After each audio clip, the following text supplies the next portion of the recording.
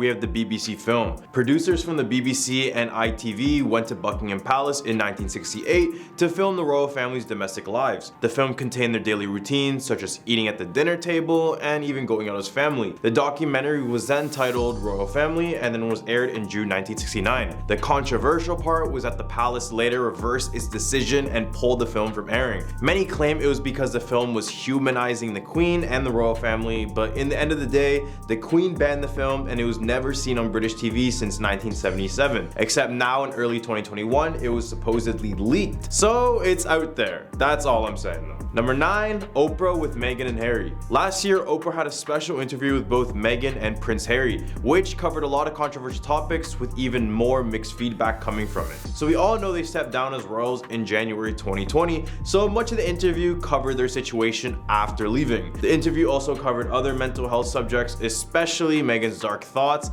As well, Meghan critiqued the British monarchy as an institution with comments of racism. After the interview was aired, Buckingham Palace released a statement in response saying, quote, "The issues raised, particularly that of race, are concerning. While some recollections may vary, they are taken very seriously and will be addressed by the family privately. Harry, Meghan, and Archie will always be much loved family members." Do we really believe that? I don't think so. Number 8, Prince Harry and David Dimbleby. 2 years after Prince Charles and Diana called it quits back in 1994, Charles had a very serious interview with BBC journalist David Dimbleby. This was the exact interview where Charles announced to the world that he had an affair with Camilla Parker Bowles, causing worldwide backlash. Number 7, Prince Charles and Princess Diana's engagement interview. When Prince Charles announced his engagement with Princess Diana in 1981, the entire world was watching. In the book Diana in Her Own Words, Princess Diana said, quote, "We had this ghastly interview the day we announced our engagement, and this ridiculous reporter said, quote, 'Are you in love?' And this is exactly what happened." When Charles said whatever love means, it supposedly threw Princess Diana off a lot, basically traumatizing her. Number 6, Sarah Ferguson. In 1996, the Duchess of York had an interview with Oprah, which was also the same year she had a divorce from Prince Andrew.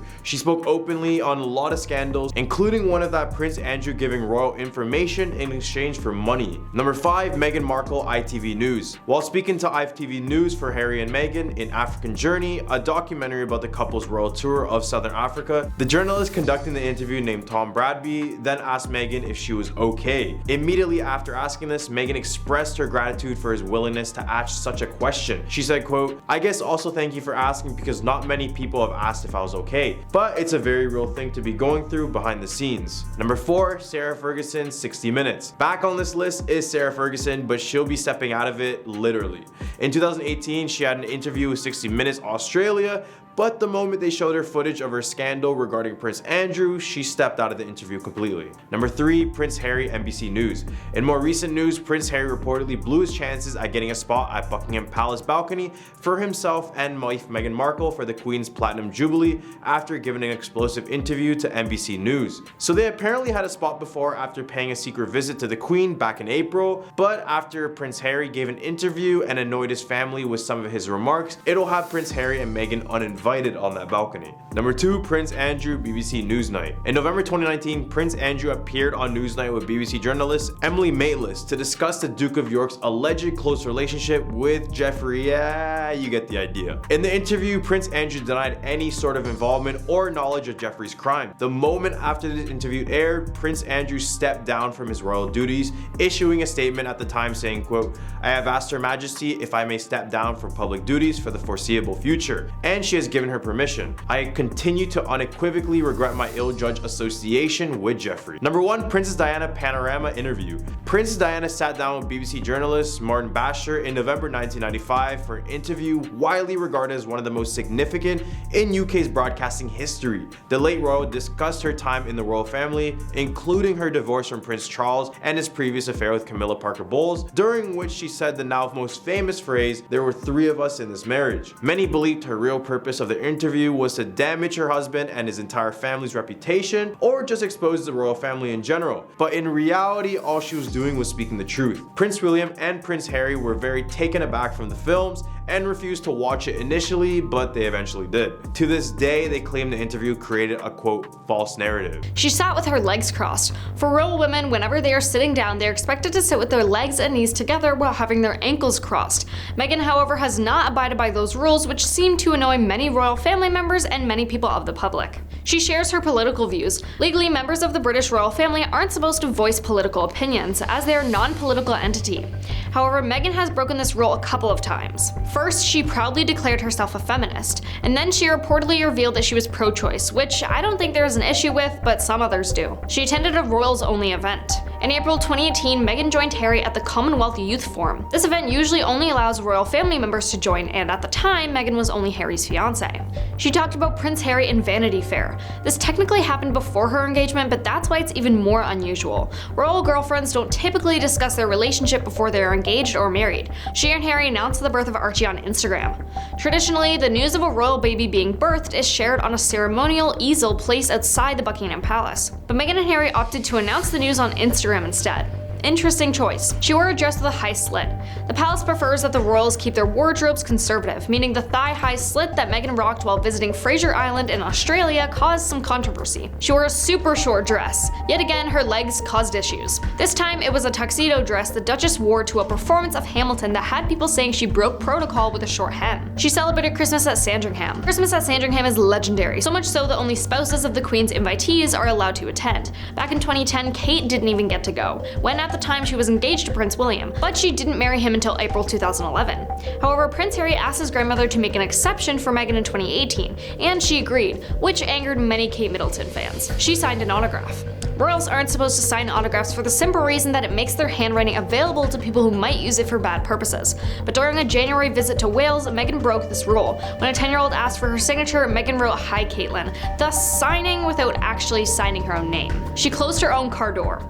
Royals do some normal things, but it's mostly when they aren't making official appearances. When Meghan closed her own car door during her first solo appearance as the Duchess of Sussex, the internet freaked out. An etiquette expert chimed in on why this is so noteworthy, explaining that when you're a member of the royal family, you have a member of staff to open and close the door for you. Prince Philip's sisters were German supporters. Prince Philip's sisters were each married to German princes, and eventually they developed friendships and ties with Adolf German supporters. His sister Cecile and her husband joined the party, and his sister Sophie married a director of the Third Reich's Ministry of Air Forces. Sophie even named one of her children Karl Adolf. Queen Elizabeth carried her own blood wherever she went. The Queen traveled all over the world and sometimes found herself in environments where access to blood was difficult to attain. Well, the solution? She and her doctors brought along the Queen's own blood, just in case she needed it. Clever. Weird, but clever nonetheless. King George V hid away his youngest son. Prince John was the youngest son of King George V, the Queen's grandfather. The young boy reportedly suffered from epilepsy, and the royal family developed a tactic to cope by hiding the child away from the public view. I don't see how that helped, but anyway. Royal biographer Christopher Wilson had noted that some of the family trees completely leave out Prince John's name in general. The Queen could say no to anyone's marriage. The Royal Marriage Act of 1772 was passed because King George III was angry when his brother, Prince Harry, wanted to marry Anne Horton. The act gives the monarch the power to veto any royal marriage that they desire to. In 2013, the Succession to the Crown Act refined the rule to state that the monarch had no say about marriages for royals who were outside the first 6 in line for the throne, but had a say to the others. Princess Diana's letter. Paul, one of Diana's former butlers, said that the princess predicted her own passing in a car crash. Apparently, she was so scared 10 months before her passing that she wrote a letter to Paul saying that there was a plot made by a member of the royal family and that her car brakes would be tampered with and she would suffer serious head injuries. And all of this would be so that the Prince of Wales could marry again. The letter she wrote read, "I am sitting here at my desk today in October, longing for someone to hug me and encourage me to keep strong and hold my head high. This particular phase in my life is the most dangerous. My husband is planning an accident in my car. Brake failure and serious head injury in order to make the path clear for him to marry Tiggy. Camilla is nothing but a decoy." Queen Elizabeth sends secret messages with her purse. The Queen was always photographed with a handbag, which wasn't too much of a surprise. Like the rest of us, she probably had things she needed to carry around. But unlike the rest of us, it turns out Queen Elizabeth used her purses to send secret messages to her staff. If the Queen needs to get out of a conversation, she would very subtly shift her purse from the left arm to the right arm. As royal historian Hugh Vickers told People, the move is a signal that Elizabeth is done. It would be very worrying if you were talking to the Queen and saw a handbag move from one hand to the other. It would be done very nicely, someone would come along along and say, "Sir, the Archbishop of Canterbury would very much like to meet you." The royals have specific chores done for them. Growing up in a palace, the royals have become used to other people doing things for them. This reportedly includes Prince Charles having his shoelaces ironed every morning, and the Queen would have someone else break in her shoes for her. Some of you think, oh, they must be so lucky, but I honestly just think that's weird. Having someone else breaking your own shoes for you? Oh, and another one, Prince Philip never put toothpaste on his own toothbrush. He always had a staff member do it for him. The Queen's secret cousins. In 2011, a documentary aired on the British network Channel 4. It was called The Queen's Hidden Cousins and revealed a scandal that had avoided the public eye for decades. In the 1940s, mental disabilities weren't understood like they are today. The royal family viewed it as an embarrassment, and two of the Queen's first cousins, Nerissa and Catherine Bowes-Loyne, became victims. Nieces of the Queen's mother, the two girls were forced into a mental institution in 1941 and remained in care there for the rest of their lives, cut off from the royals forever. In the documentary, nurses who oversaw them stated that no members of the family ever came to visit the two sisters, who were unable to articulate speech but had great mischievous spirits. At christenings, they eat 7-year-old cake. At Prince Louis's christening, held on July 9, 2018 at St. James's Palace in London, the royal family served guests a cake from 7 years ago. The treat may sound stale, but it's actually quite a sweet British custom. The fruit cake served is a saved tear from Prince William and the Duchess of Kate's 2011 wedding cake, and has been laced with brandy to last many years. The sentimental confection was also served at little Louis's siblings, Prince George and Princess Charlotte's christening, though it probably tasted a bit fresher at their ceremonies. They aren't allowed to play Monopoly. Back in 2008, Prince Andrew was presented with a board game Monopoly. The gift giver likely didn't anticipate the royals' odd response to the kind gesture. "We're not allowed to play Monopoly at home," Prince Andrew disclosed. Why, you may ask? Well, apparently it gets too vicious, which is kind of creepy to think what happened in the past to have made it not be allowed at all. Meghan Markle has been the talk for quite some time now, and people have even speculated that she's been lying about a few things, which people were quick to call out. In this video, I'm going to talk about the top 10 times Meghan Markle's lies have been exposed. Number 10, Meghan said she was silenced. In the much talked about CBS interview with Oprah Winfrey that took place in 2021, Meghan was asked if she was silent or silenced, to where she said she was silenced, implying she had no freedom of speech. But that doesn't seem to be the case, as she was the guest editor for British Vogue magazine and had 73 public speaking engagements during the same time she claimed to have been silenced. Number 9, Meghan and Harry's secret wedding. Among one of the many things that were revealed during the CBS interview with Oprah were that Meghan and Harry got married in secret, 3 days before the vows were exchanged on national television. However, if that were the case, that would be illegal, and the Archbishop of Canterbury, who was one of the most powerful churchmen in Britain, would have been arrested for that. Number 8, Meghan and Harry wanted privacy in LA. Meghan claims that her and Prince Harry wanted to have a private life in LA, but Harry and the Late Late Show host James Corden were sitting on an open roof bus riding around LA talking about everything that is far from private. That's the complete opposite of being private, as you're going on national television with the talk show hosts out in public in LA where there's a lot of paparazzi, go on and say you're looking for a private life. Now, contradictory at its finest was met right there. Number 7, Meghan said that she had her passport taken away. Meghan claimed in her interview with Oprah that she had her keys, driver's license, and passport taken away from her, saying she was unable to leave. However, she went on 14 holiday trips with Harry to places like Amsterdam, Toronto, and New York. Meanwhile, she was spotted on Elton John's private jet at the same time she was lecturing the public about their carbon footprints. Number 6, Meghan said Archie was denied 24/7 protection because he wasn't a prince. But Archie was never going to be a prince until Prince Harry, Harry's father, became king on the death of the Queen. And that's going to happen whether the skin color of Archie's mother, whatever it is, if it's red, blue, or green. Now that was always set in stone. But now Harry and Meghan's children became Prince Archie and Princess Lilibet, following the death of the Queen, and the change is a result of conventions created over 100 years ago. Number 5, Meghan claimed to have no involvement in the unofficial biography Finding Freedom. However, last year Meghan apologized to a court, claiming she forgot about emails sent by her and Prince Harry regarding their unofficial biography Finding Freedom. The correspondence was released and showed that the couple had heavily been involved with the press spokesman before the book's author 2 years ago. When Finding Freedom was published, a spokesman for the couple told the Press Association the Duke and Duchess of Sussex were not interviewed and did not contribute. Having previously denied any involvement, the Duchess of Sussex apologized to a court, claiming she forgot about the emails that were sent by her and Prince Harry regarding their unofficial biography talk. Number 4, Meghan said she had suicidal thoughts while she was pregnant with Archie. Now, Harry has always been speaking about mental health,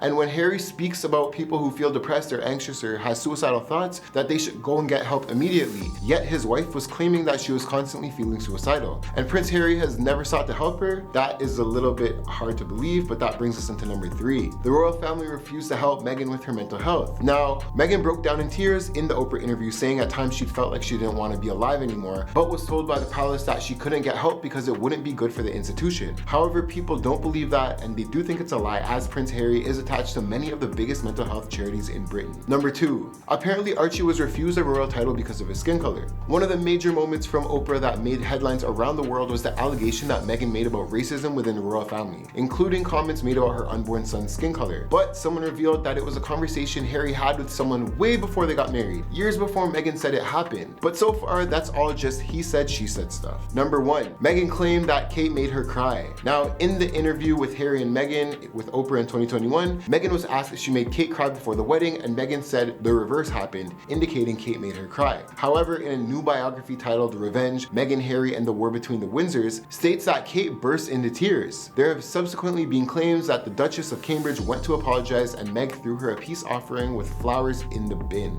Now, those are the top 10 times Meghan Markle's lies were exposed. I want to hear from you in the comments below what you think about all these lies. Do you think these are facts, or do you think someone is bending the truth? Do you think I'm going too hard on this? Let me know, I'm waiting for you. She took off her shoes in public. Even on the beach, royals are expected to keep their shoes firmly on their feet. But Meghan took off her wedges at Bondi Beach during her and her Prince Harry's tour of Australia. She shared her political views. Legally, members of the British royal family aren't supposed to voice political opinions, as they're a non-political entity. However, Meghan has broken this rule a couple of times. First, she proudly declared herself as a feminist, and then reportedly revealed that she was pro-choice, which I don't think there's an issue with, but others do. She wore a dress with a high slit. The palace prefers that the royals keep their wardrobes conservative, meaning the thigh-high slit that Meghan rocked while visiting Fraser Island in Australia caused some controversy. She wore a super short dress. Yet again, her legs caused issues. This time it was a tuxedo dress that the Duchess wore to a performance of Hamilton that had people saying she broke protocol with a short hem. She wore an off-the-shoulder dress. At Trooping the Colour in 2018, which was Meghan's second official appearance after her royal wedding, she opted for an off-the-shoulder Carolina Herrera dress. Some thought it broke the rule that royal women should dress modestly and not show too much skin, especially considering it was a daytime event. She closed her own car door. Royals do some normal things, but it's mostly when they aren't making official appearances. When Meghan closed her own car door during her first solo appearance as the Duchess of Sussex,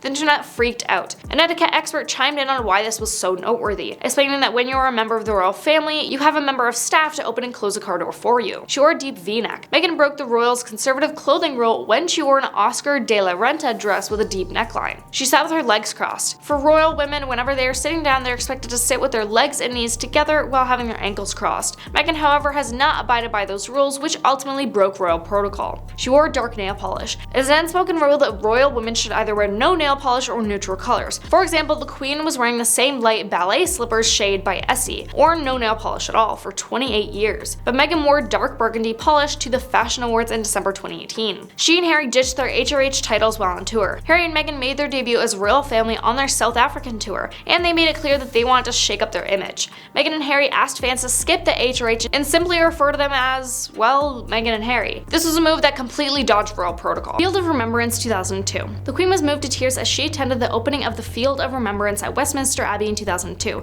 as she took on her late mother's role. The ceremony held in memory of Britain's war heroes. The open-air service was really missed by the Queen Mother, and she had taken part in the ceremony in 2001. Tears rolled down the Queen's face during a minute's silence after she planted a small wooden cross in remembrance. Following that, there was a walkabout around the churchyard and aspects some of the 19,000 crosses from all over the country which paid tribute to the fallen. The Queen then attended a short service at St. Margaret's Church. When Harry left the royal family, the Queen was left, quote, very hurt and, quote, exhausted by the Duke and Duchess of Sussex's decision to step down as senior royals. In the book The New Royals, Queen Elizabeth's Legacy and the Future of the Crown, a source close to the Queen had revealed that the monarch, quote, was exhausted by the turmoil of Prince Harry and Meghan Markle's decision to leave the royal family. She was reportedly sad and cried because she felt like she was losing one of her grandsons. The decommissioning of Royal Yacht Britannia in 1997. The Queen famously shed a tear when she attended the decommissioning of the Royal Yacht Britannia during a ceremony in Portsmouth in 1997. Overcome with emotion, she was seen wiping her eyes as her beloved yacht was taken out of service after 22 years. The Queen had a deep personal affection for the vessel, which she had herself launched in April of 1953. It carried the monarch and her family on a number of occasions, both on official and private family voyages. Remembrance Sunday Service 2019. The Queen was seen wiping away a tear during the Remembrance Sunday service at the Cenotaph in 2019 as Britain fell silent to honor Britain's war heroes. The monarch dressed in black and was joined by the Duchess of Cornwall and the Duchess of Cambridge on the balcony above the Whitehall Memorial of the annual ceremony. She looked on as her son Prince Charles placed the wreath of red poppies on the Whitehall Memorial. The Queen last performed the same duty in 2016. The Queen's Ladies-in-Waiting. The Ladies-in-Waiting are an organized hierarchy of close friends and confidants of the Queen who have titles that date from the medieval period. A royal source told the Telegraph about the Queen's response to losing her friends. It has not been a good year for the Queen, losing her husband and then the Duchess of Grafton, and now Lady Farham, the source said. They were dear friends who supported the Queen on official duties. Unfortunately, a sad consequence of living a long life is that you have to say goodbye to a lot of people you care about. The source also reported that Her Majesty got emotional when she found out about their passing. Prince Philip's funeral. The Queen held back her undoubted sorrow at the funeral of her husband of 73 years, Prince Philip, the Duke of Edinburgh, who passed on April 9th at age 99. The monarch kept her composure as she exited her Bentley and entered St. George's Chapel at Windsor Castle, a tiny, stooped figure dressed in black and wearing a matching face mask. She sat alone at the service, her head bowed, and left with the Dean of Windsor, who officiated. Aberfan, 1966. In October 1966, tragedy hit the coaling mining village of Aberfan, South Wales, when a colliery spoil tip located directly above the village slid downhill. The devastating event resulted in the passing of 144 people, 116 of whom were children. One day after the final victim was recovered from the debris, the Queen and Prince Philip traveled to pay their respects to the deceased and their loved ones. It was later reported that waiting 8 days to visit was one of the monarch's biggest regrets. She had appeared visibly moved as she walked around the site of the tragedy with her husband. I think she felt in hindsight that she might have gone there a bit earlier. It was sort of a lesson for us that you need to show sympathy and to be there on the spot, which I think people craved from her, said someone who worked in the royal press office at the time of the tragedy. Princess Diana's funeral. On September 6, millions around the world watched Diana's funeral procession and service at Westminster Abbey.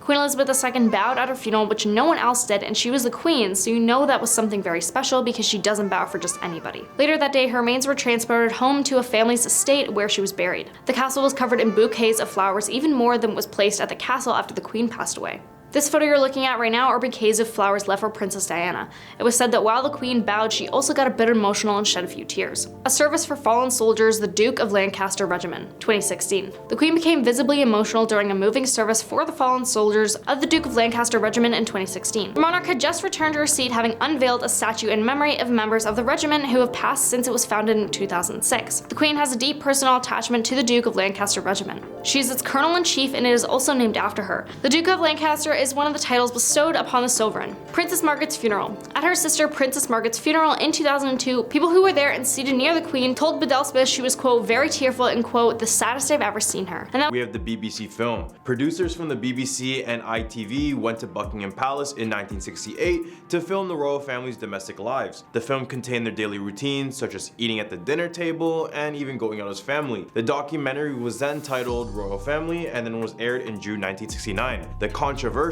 part was that the palace later reversed its decision and pulled the film from airing. Many claim it was because the film was humanizing the Queen and the royal family, but in the end of the day, the Queen banned the film and it was never seen on British TV since 1977, except now in early 2021 it was supposedly leaked. So it's out there. That's all I'm saying though. Number 9, Oprah with Meghan and Harry. Last year, Oprah had a special interview with both Meghan and Prince Harry, which covered a lot of controversial topics with even more mixed feedback coming from it. So we all know they stepped down as royals in January 2020, so much of the interview covered their situation after leaving. The interview also covered other mental health subjects, especially Meghan's dark thoughts. As well, Meghan critiqued the British monarchy as an institution with comments of racism. After the interview was aired, Buckingham Palace released a statement in response saying, quote, the issues raised, particularly that of race, are concerning. While some recollections may vary, they are taken very seriously and will be addressed by the family privately. Harry, Meghan, and Archie will always be much loved family members. Do we really believe that? I don't think so. Number 8, Prince Harry and David Dimbleby. 2 years after Prince Charles and Diana called it quits back in 1994, Charles had a very serious interview with BBC journalist David Dimbleby. This was the exact interview where Charles announced to the world that he had an affair with Camilla Parker Bowles, causing worldwide backlash. Number 7, Prince Charles and Princess Diana's engagement interview. When Prince Charles announced his engagement with Princess Diana in 1981, the entire world was watching. In the book Diana in Her Own Words, Princess Diana said, quote, we had this ghastly interview the day we announced our engagement, and this ridiculous reporter said, quote, are you in love? And this is exactly what happened. When Charles said whatever love means, it supposedly threw Princess Diana off a lot, basically traumatizing her. Number 6, Sarah Ferguson. In 1996, the Duchess of York had an interview with Oprah, which was also the same year she had a divorce from Prince Andrew. She spoke openly on a lot of scandals, including one of that Prince Andrew giving royal information in exchange exchange for money. Number 5, Meghan Markle ITV News. While speaking to ITV News for Harry and Meghan in African Journey, a documentary about the couple's royal tour of Southern Africa, the journalist conducting the interview named Tom Bradby then asked Meghan if she was okay. Immediately after asking this, Meghan expressed her gratitude for his willingness to ask such a question. She said, quote, "I guess also thank you for asking because not many people have asked if I was okay, but it's a very real thing to be going through behind the scenes." Number 4, Sarah Ferguson 60 Minutes. Back on this list is Sarah Ferguson, but she'll be stepping out of it literally. In 2018, she had an interview with 60 Minutes Australia, but the moment they showed her footage of her scandal regarding Prince Andrew, she stepped out of the interview completely. Number 3, Prince Harry NBC News. In more recent news, Prince Harry reportedly blew his chances at getting a spot at Buckingham Palace balcony for himself and wife Meghan Markle for the Queen's Platinum Jubilee after giving an explosive interview to NBC News. So they apparently had a spot before after paying a secret visit to the Queen back in April, but after Prince Harry gave an interview and annoyed his family with some of his remarks, it'll have Prince Harry and Meghan uninvited on that balcony. Number 2, Prince Andrew BBC Newsnight. In November 2019, Prince Andrew appeared on Newsnight with BBC journalist Emily Maitlis to discuss the Duke of York's alleged close relationship with Jeffrey. Yeah, you get the idea. In the interview, Prince Andrew denied any sort of involvement or knowledge of Jeffrey's crime. The moment after the interview aired, Prince Andrew stepped down from his royal duties, issuing a statement at the time saying, quote, "I have asked Her Majesty if I may step down from public duties for the foreseeable future, and she has given her permission. I continue to unequivocally regret my ill-judged association with Jeffrey." Number 1, Princess Diana Panorama Interview.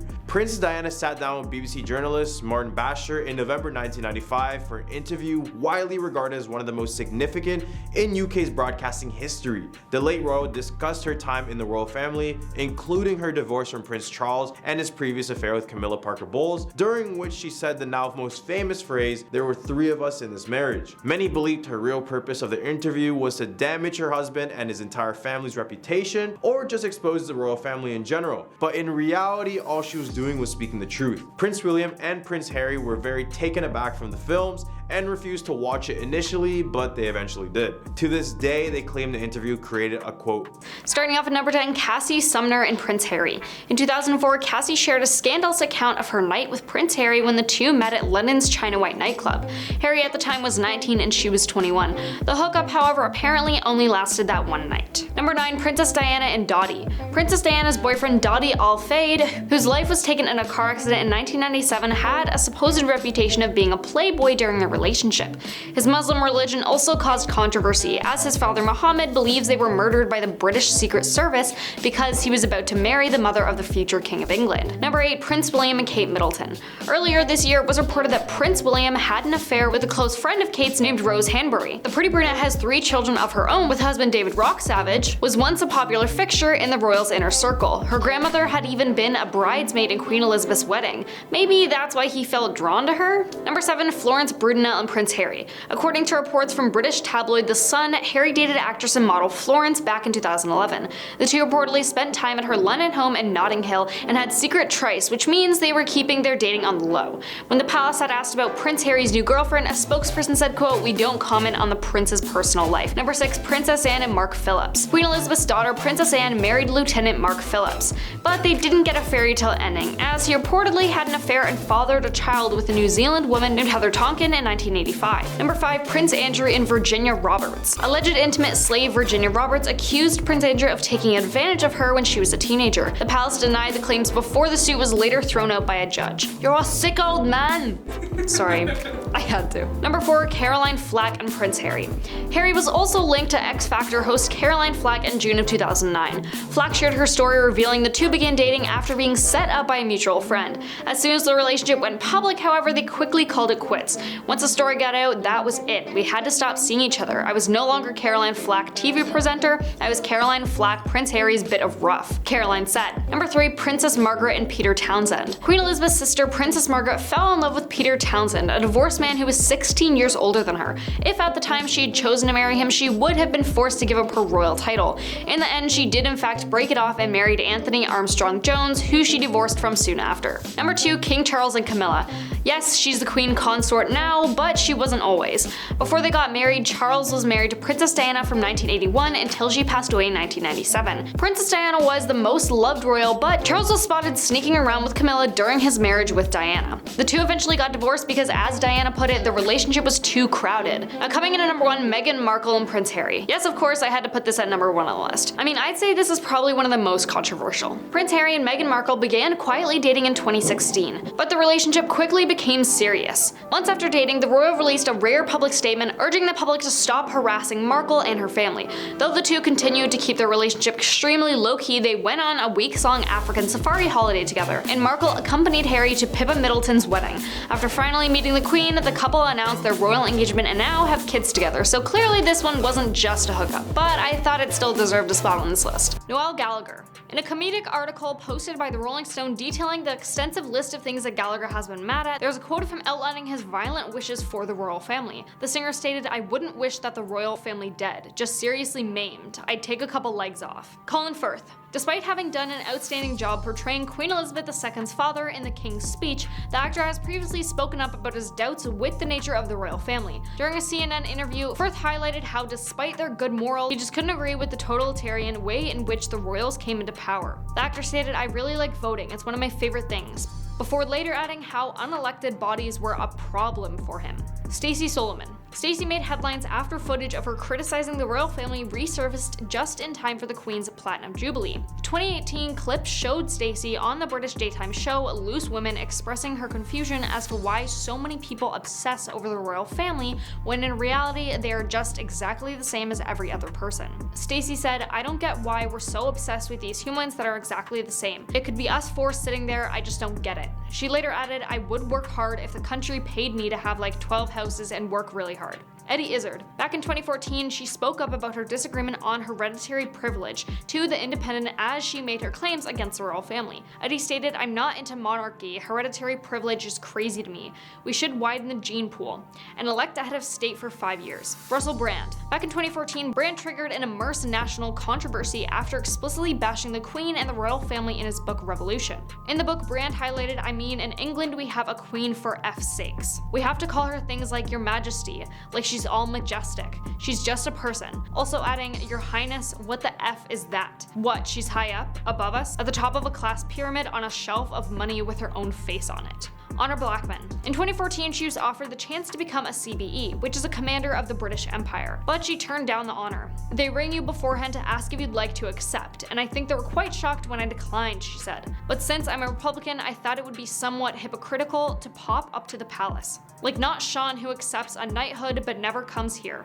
doesn't pay tax here, and supported a yes vote in the referendum. I don't think he thinks deeply about politics." Danny Boyle. While speaking to The Guardian back in 2013, the director highlighted how he believed that the monarchy should be abolished and how if the British public still wished for a royal family, then the only fair way to go about that should be through a public election. Boyle stated, "I think the pressure on them is utterly impossible, as recent events show. It's a ludicrous spotlight they're under. You can still have a royal family if you like, but actually have an elected head of state." Jeremy Corbyn. He was overwhelmed by the media in 2015 after he refused to sing God Save the Queen during a Battle of Britain memorial event. And in 2017, an old interview was unearthed in which he called for the royal family to be dissolved. "I think it's time that we just moved on and said, when the Queen completes her reign, wouldn't that be an appropriate time to call it a day and have an elected head of state," he told GMTV. Johnny Marr. In a 2011 interview with NME magazine, Marr said that he has a few problems with the monarchy, from serious to less serious. One thing about the Queen that bugs Marr, her resting bleach face. Why did she have to deal with her subjects with such a dour face? Surely her life can't be that hard, he said. When asked if he'd accept an honor or title from Her Majesty,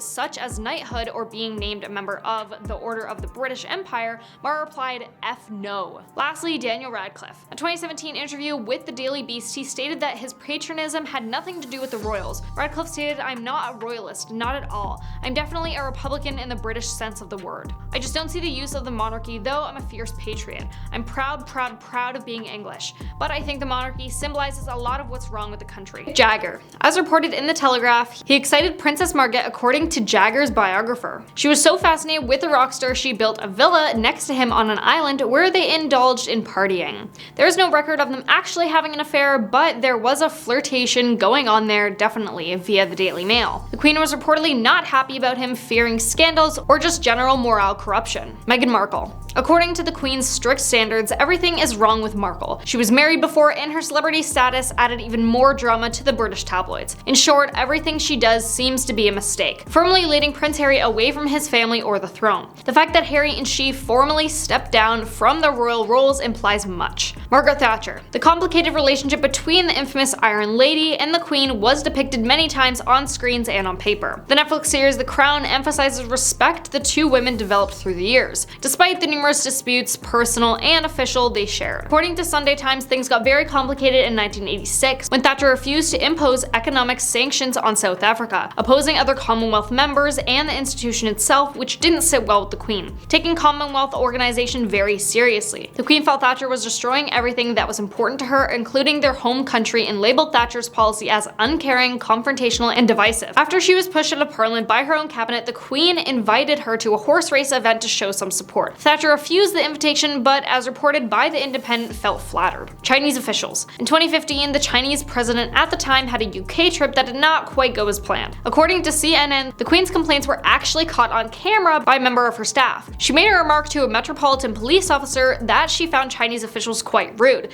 especially during their talk with British Ambassador Barbara Woodward. Jacqueline Kennedy. Dislike between Queen Elizabeth II and Jacqueline was reciprocal, with both ladies being suspicious towards each other. Problems started in 1961 when the Kennedy couple visited Buckingham Palace and allegedly made some harsh comments about the appearance of the palace and the Queen herself. Jacqueline found the Queen's attire modest and not in line with the latest fashion, while to her, the palace seemed outdated and worn out. But the conflict was stirred before the two women even met. They disputed over the guest list at the protocol dinner. Jacqueline wanted to bring her sister, divorcee Princess Li, which did not sit well with the Queen, who opposed any kind of separation between married couples. Li did attend the dinner at the end, but as a way of retaliation, the Queen withheld invitations for Princess Margaret and Princess Marina, both of whom Jacqueline was eager to meet. She stated that she felt uncomfortable throughout the dinner, thinking, quote, "The Queen resented me." Camilla Parker Bowles. It is no secret how Camilla Parker Bowles, now the Duchess of Cornwall, came to the royal family. According to The Insider, the Queen and Prince Philip did not attend the ceremony of her and Charles, although they did visit the reception after it. Biographer Tom Bauer claimed in his book on the royal family that the Queen never approved of Camilla from the start, calling her a wicked woman on one occasion and stating that she did not want anything to do with her. Boris Johnson. Prime Minister Boris Johnson made his very first mistake during his very first audience with Queen Elizabeth II in 2019.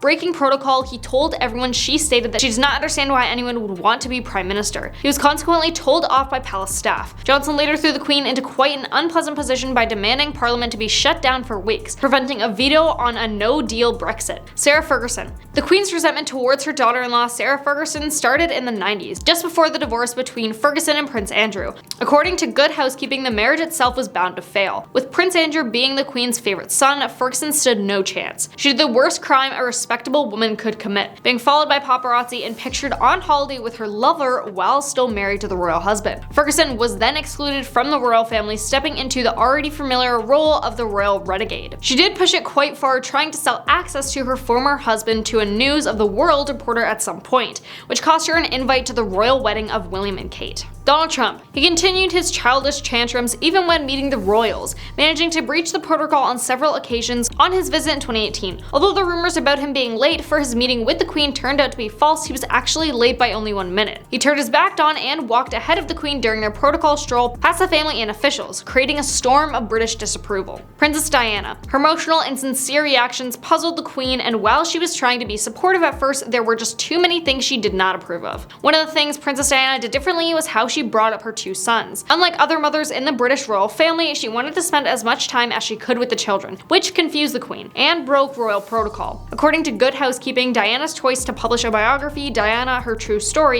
in 1992 aggravated the Queen a lot. Revealing too much of one's personal life is never an option for a royal, especially not talking about a flawed marriage or an imperfect relationship with the Queen. Number 10. Thomas Jefferson. Born in Virginia in 1743, Jefferson was to become one of the most influential figures in US history and the country's third president. But he's mostly remembered by die-hard British monarchists for driving King George III mad. In his youth, Thomas filled his head with radical ideas. By the time he was in his 30s, he was already agitating for a change in the American colonies. Jefferson argued that the British Parliament had no moral authority over America and that the people of the New World owed no taxes to the British Crown. When things turned sour, he blamed the ensuing War of Independence on George III. Number 9. Wendy Williams. The daytime talk show host told her viewers that Meghan will regret cutting off her dad, Thomas, from seeing his 2 grandchildren. Wendy supported Thomas when she spoke to the press, claiming, "I'm Team Thomas on the particular thing. He's an old man, he's apparently not well, he goes in and out of swollen ankles, he doesn't look really good at 76. He's got 2 grandchildren that he'll never meet. Meghan does not have to accept him all the way in her family, but maybe a little hideout one day in Malibu and invite him over with no press involved would be nice." Number 8. Bethany Frankel. The Real Housewives of New York City star criticized Markle in response to a Twitter user who suggested the Duchess was treated unfairly by the palace and press following that infamous Oprah interview. "Cry me a river," Frankel tweeted. "The flight of being a game show host, fairly unknown actress, to suffering in a palace with tiaras and 7-figure weddings for 2 whole years to being a household name." Number 7.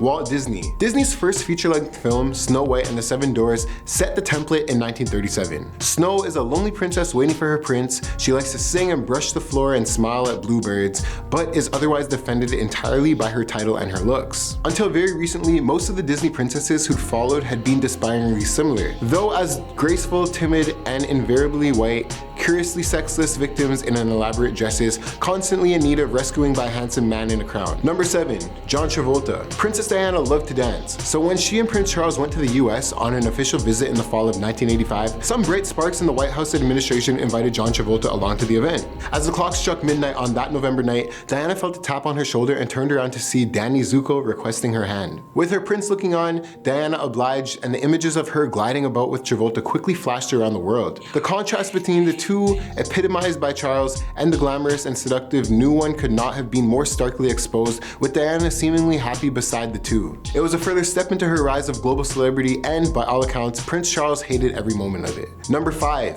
Keisha Shante. It wasn't just Americans that took umbrage with Prince Harry's remarks regarding the First Amendment. Keisha Shante, host of Entertainment Tonight Canada, also joined the likes of Meghan McCain and Sean Hannity by attacking the prince for commenting on an issue he fully admitted he knew little about on a podcast, Armchair Expert. The presenter, who resides in the United States, told ET Canada viewers, "You have to respect the laws and constitution. I think it's strange to be upset over paparazzi given the very public life that he's lived in the UK his whole life. It is strange to me because you have this life and you chose to move to LA. I live in LA. This town is completely insane and it's a beast when it comes to paparazzi and a beast when it comes to the press." Shante then offered some advice for the Duke of Sussex. Essentially, stay in your lane. Number 4. Candace Owens. Another American talk show host and political commentator on the hate train is Candace Owens, who also chooses Twitter as her preferred platform for trolling. Owens shared her opinion on Meghan Markle and Harry's decision to leave the royal family and move to the US. Isolating an individual away from their family and friends, using suicide threats to get what you want, these are classic signs of an emotionally abusive relationship, but we aren't supposed to suspend rationality because of racism. She added, "Dear Harry, Meghan is not the victim, you are." Number 3. Sharon Osbourne. "I'm with you, I stand by you. People forget that you're paid for your opinion and that you're just speaking your truth." Sharon Osbourne made it crystal clear whose corner she was fighting for during the extremely one-sided Piers Morgan vs. Meghan Markle battle, with a tweet defending her former America's Got Talent colleague. And the backlash she suffered for supporting Morgan's behavior on the set of Good Morning Britain didn't appear to deter the one-time rock manager either. Meghan Markle. Markle was just what the royal family needed. A smart, mixed-race woman with modern values and concerns, a strong identity, and her own independent career. As such, in retrospect, matters were probably doomed from the start, as the press focused on her dysfunctional and attention-seeking father, and the usual suspects in the British media began to snipe at her for having the audacity to do things in her own way. Pressure began to build on the couple. Following the very private birth of baby Archie, the mood in Britain press turned increasingly sour. How dare Meghan not offer up pictures of her child to raise the circulation of the nation's tabloids? Number 1. Princess Diana. The feud between Princess Diana and Prince Charles got pretty nasty. As soon as they got married in 1981, they started having marital problems, eventually separating in 1992. After the divorce, Diana gave the press recordings that revealed infidelity and her attempt to take her own life. These are secrets no one knew about Prince Diana until after her death. Obviously, all the drama between the Prince and Princess of Wales didn't make Queen Elizabeth very happy either. Princess Diana would reveal much more information about her rocky relationship with Prince Charles during an interview. Extremely upset, the Queen sent a letter to Diana requesting that she divorce her son, which was eventually granted in 1996. Daniel Radcliffe. Everyone's favorite wizard not only has a distaste for Meghan Markle, but dislikes the whole royal family as well. He He willingly confessed many times that he doesn't agree on the whole country's appreciation for the royal family. Daniel said that even though he is a patriot by heart, he doesn't understand the need for monarchy. Prince Andrew. After Meghan's much talked about engagement to Prince Harry, she was officially invited to meet the royal family members. While Queen Elizabeth and Prince Philip were warm and welcoming to the princess, Prince Andrew showcased quite the opposite behavior. A source informed that he portrayed dislike for Meghan compared to the other royal family members, and it was very noticeable. Chrissy Swan. Chrissy Swan, the Australian TV personality, has always been keen on critiquing Meghan Markle. She first opened up about her judgment on her personal Facebook page, which stated that Chrissy could never warm up to Meghan, as she was under the impression that Meghan was just acting her part, that the humility shown by her was performed. Piers Morgan. Piers Morgan didn't hold back from confessing that Meghan ghosted him. He narrated on an episode of Loose Women that the two became good mates after following each other on Twitter. She messaged him saying, "I'm a massive fan of yours, this is great." They conversed through email from that point onwards and finally met at Wimbledon. Piers asked Meghan to join him at a local pub, to which Meghan happily said yes. They ended up hanging out and spending a few hours together. So when Meghan ghosted him, it was both a shock and an insult for him. Trevor Ingleson. Meghan's ex-husband Trevor most likely kept quiet about his feelings towards his royal ex-wife. However, royal biographer Andrew Morton didn't feel the need to reciprocate this behavior and released a book on Meghan called Meghan, a Hollywood Princess, which portrays Trevor's alleged dislike for his ex-wife. According to the book, Trevor was initially elated about being married to Meghan, but he soon started feeling like dirt in her shoe. Wendy Williams. Wendy Williams has been bitter about Meghan ever since the news of her dating the prince broke out. On her solo show, she said that Meghan's relationship with the prince won't last as there's way too much drama surrounding the former. In 2017, she conveyed to her audience that Meghan is just looking for a game to play, as she seems to be a bit of a wild card. Her snarkiest comment, however, was when she called Meghan a random princess. Kate Middleton. Things never warmed up between Kate and Meghan ever since the beginning.